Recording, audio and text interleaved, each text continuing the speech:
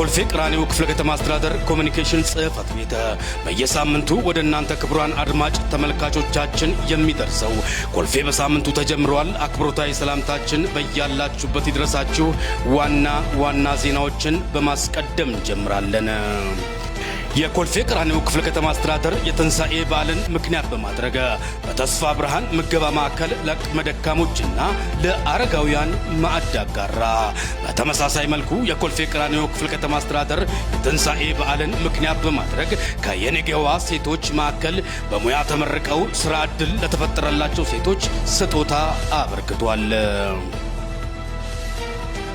ክፍለ ከተማው አስተዳደር ትምህርት ጽሕፈት ቤት 10ኛው የሳይንስ የሂሳብ የቴክኖሎጂ ፈጠራ አውደ ርዕይ በፈጠራ ስራ የተሳካ ትጉ ትውልድ ለሀገር ብልጽግና በሚል መሪ ቃል ተካሄደ።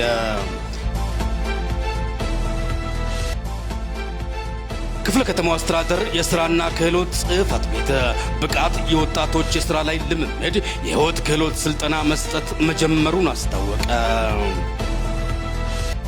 ኮልፌ ቀራኒዮ ክፍለ ከተማ አስተዳደር የባለ ጉዳይ ቀንን ምክንያት በማድረግ የአንድ ማዕከል አገልግሎት እየተሰጠ ይገኛል። በክፍለ ከተማው አስተዳደር የአራተኛው ኮርስ የሰላም ሰራዊት አባላት የንድፈ ሐሳብና የመስክ ወታደራዊ ስልጠና መስጠት መጀመሩን ተገለጸ።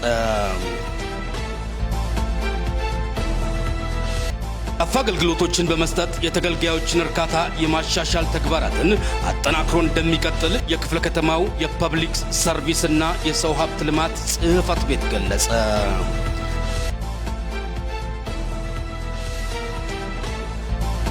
ዓለም አቀፍ የቅርስ ቀንን ምክንያት በማድረግ በክፍለ ከተማው የሚገኙ ቅርሶች የተለያዩ አካላት ጉብኝት አካሄዱ።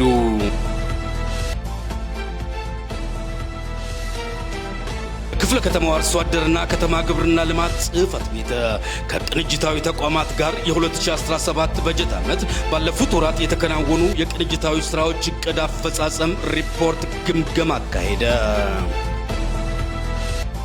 በባለ ጉዳይ ቀን የሚሰጠው የአንድ ማዕከል አገልግሎት ተጠናክሮ እንደቀጠለ ነው።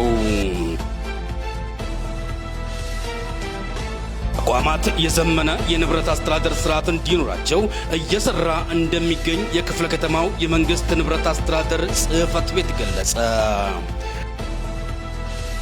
በተለያዩ የማህበራዊ ሚዲያ አማራጮች ወደ እናንተ የሚደርሰው ኮልፌ በሳምንቱ የሰማችሁትን ይመስል ነበር።